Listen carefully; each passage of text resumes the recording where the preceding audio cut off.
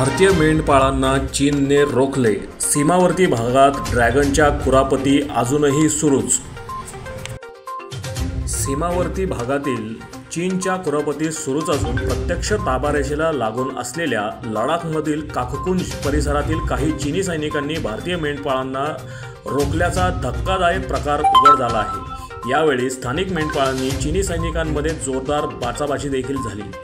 चीनी सैनिकांनी मागे हटण्यास नकार दिल्यानंतर स्थानिकांनी त्यांच्या दिशेने दगड भिरकावल्याने काही काळ तणाव निर्माण झाला होता.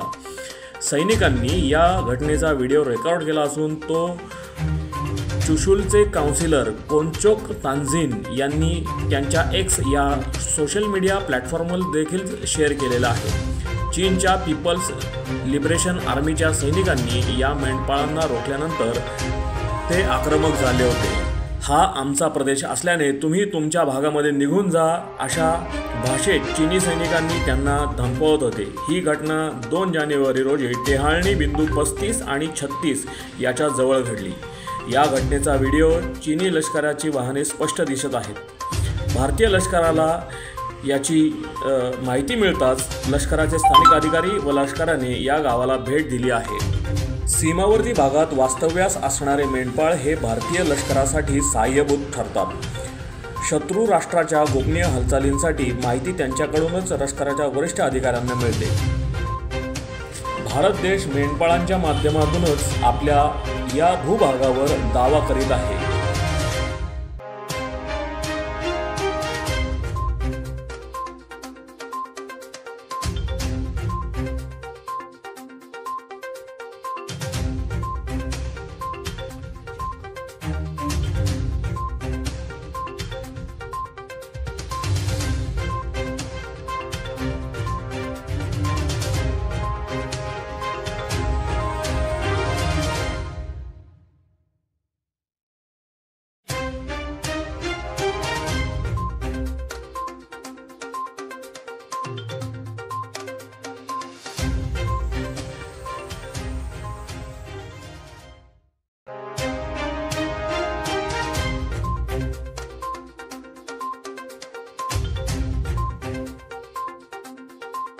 So the situation along the line of actual control, I would say, remains stable, but is sensitive.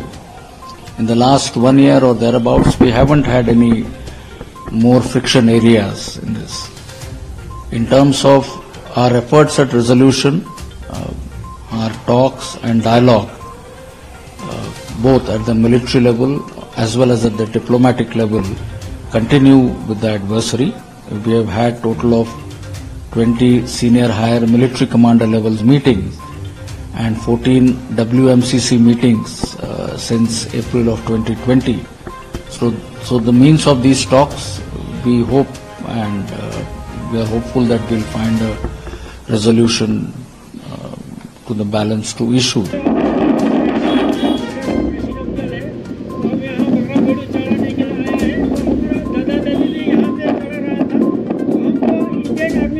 सब कुछ मदद मिला है तो इंडियन आर्मी भारत माता की जय।